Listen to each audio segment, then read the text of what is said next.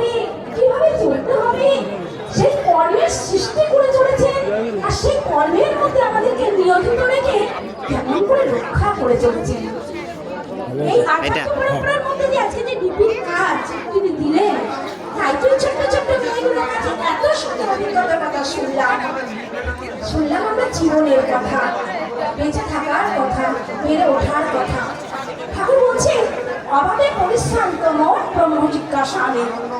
আমার জীবনেও সে চরম অভাব এসেছিল, তাই আমি পেয়েছি পুরুষোত্তম পরম দয়াল শ্রী ঠাকুরকে, আর সেই সঙ্গে পেয়েছি এই আচার্য পরম্পরা।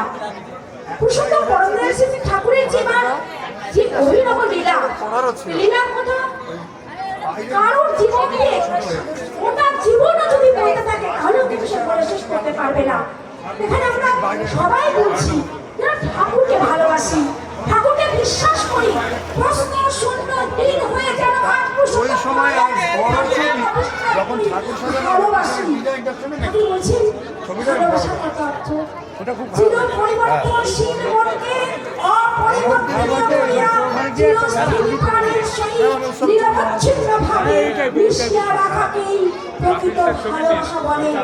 যে ভালোবাসায় ক্রোধের করার মুক্তি নাই, যে ভালোবাসায় কামের ঘৃণিত লালসা নাই, যে ভালোবাসা লোভ শূন্য, যে ভালোবাসা প্রত্যাশা শূন্য, সেই ভালোবাসার কথা বললেন দয়াল আমার। সেইভাবে ঠাকুরকে ভালোবাসবো, সেইভাবে ঠাকুরকে বিশ্বাস করবো, সেইভাবে আজ আচার্য পরম্পরার মধ্যে কর্মের সৃষ্টি হয়েছে।